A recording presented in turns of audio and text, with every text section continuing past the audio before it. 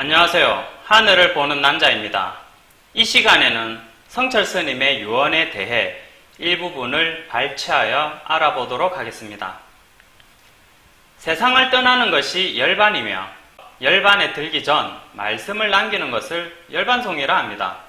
일평생 누도교 탐벌로 삶을 살아오신 성철 스님 또한 열반송을 남기셨는데요. 다음과 같습니다. 생평기광 남여군 미천죄업 과수미 화라마비 한만단 일륜토홍 괴벽산. 뜻을 보면 일평생 남녀의 무리를 속여 그 죄업이 수미산을 지나치고 하늘에 닿을 만큼 차고 넘치며 산채로 무간지옥에 떨어져 그 한이 망갈래이며 둥근 한 수레바퀴가 불금을 내뿜으며 푸른 살에 걸렸다는 내용입니다. 그럼 왜 이런 유언을 남기고 세상을 떠나셨을까요? 바로 자신이 80평생 믿어온 불경의 도가 진리가 아니라는 것을 마지막에 깨달았기 때문입니다. 아니 어쩌면 더 빨리 깨달았지만 여태까지 자신을 믿고 따르던 불자들에게 진리를 말할 용기가 없었는 것일지도 모릅니다. 도의 끝은 죄업을 벗고 신선의 반열에 드는 것인데 성철 스님을 두고 많은 사람들이 부처가 현세에 강림했다거나 도력이 하늘에 닿아 세상의 이치를 모두 깨달은 신선이라는 등의 말들로 인하여 성철 스님 또한 스스로도 말 못할 고민이 있었는지도 모릅니다.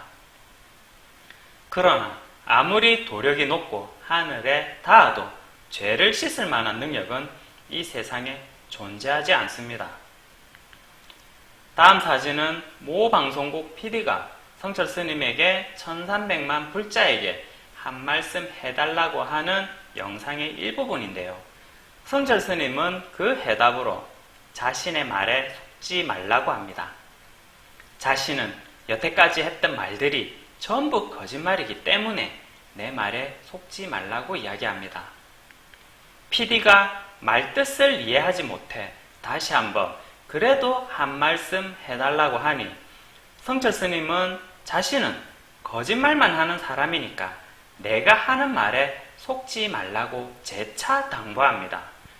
그럼 성철 스님은 왜 자신의 거짓말에 속지 말라고 하셨을까요? 성경의 내용 중 요한복음 6장 63절에는 살리는 것은 영이며 말이 영이라 하였습니다.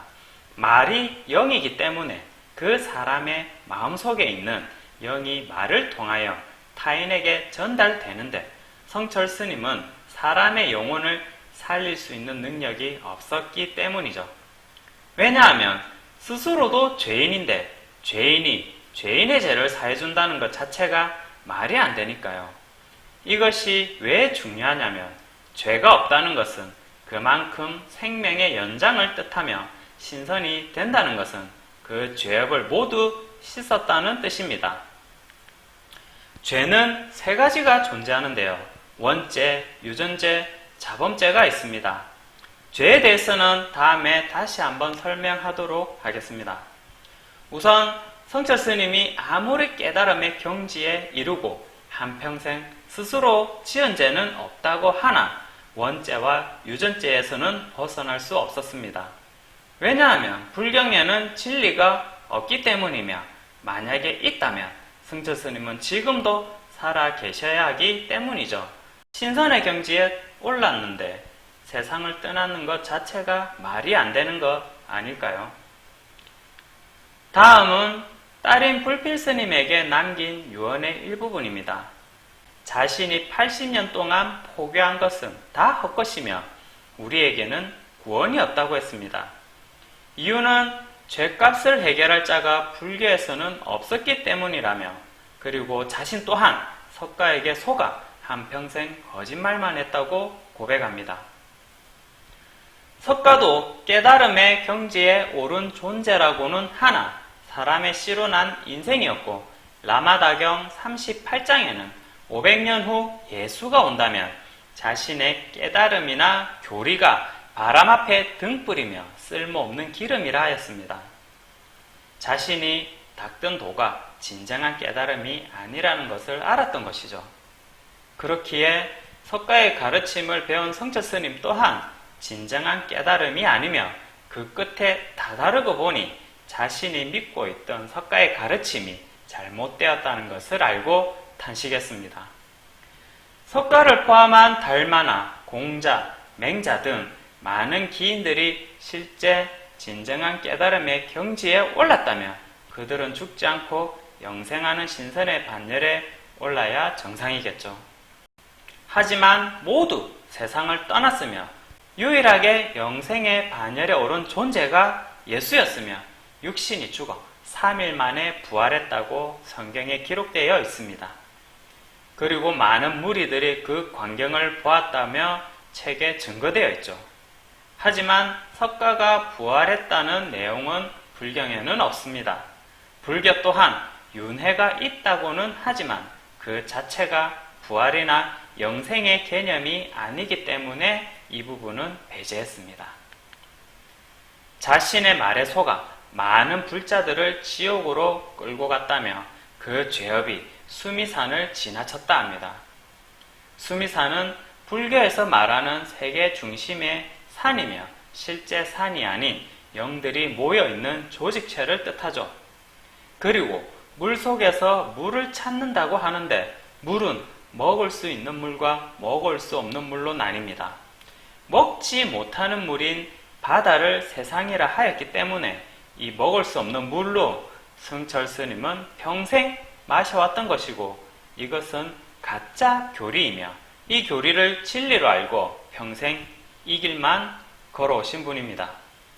중생들 또한 이 가짜 교리인 물을 마시도록 권했기 때문에 임종전 더욱더 자신의 깨달음과 그 죄업에 대해 괴로워하셨던 것이죠. 용이 바다에서 나온다는 것은 용은 사단 마귀를 뜻하고 먹지 못하는 물, 즉 사망에 이르게 하는 교리를 전하는 존재이기 때문에 이 깨달음의 근본인 석가조차도 지옥에 있다고 이야기했던 것입니다. 성철 스님도 그래서 임종전 사단을 숭배하며 어서오라고 했던 것이죠. 지금도 절에 가보면 많은 용들이 있습니다. 진정도를 깨달은 스님이 계시다면 절에서 수행하면 안 되겠죠. 아무런 형상이 없는 곳에서 수행을 해야 진정한 깨달음을 얻을 것입니다. 하지만 아직도 수많은 사찰에서 스님이 존재한다는 것은 진정한 깨달음을 얻지 못했기 때문이겠죠. 이 시대는 유교, 불교, 기독교를 포함하여 많은 종교들이 변질되어 있습니다. 그만큼 이 종교가 진정성이 없다는 뜻도 되겠죠. 이 말은 바닷물에서 생수를 분리하는 것과 같은 이치이며 그만큼 참 진리를 찾는 것이 어렵다는 뜻도 되겠습니다.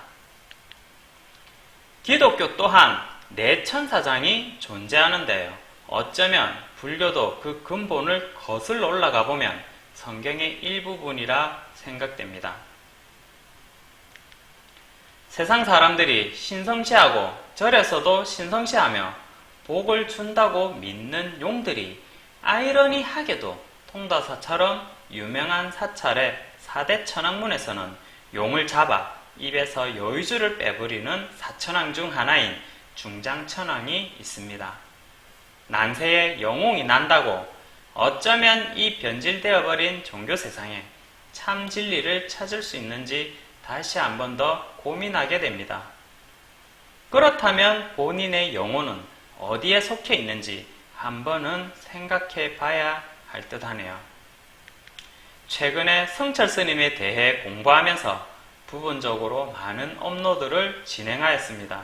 그만큼 잘못된 믿음으로 인하여 스스로를 힘들게 했던 그리고 스스로를 지옥에 가게끔 만들었던 성철 스님에 대한 안타까운 마음 때문이기도 하겠죠.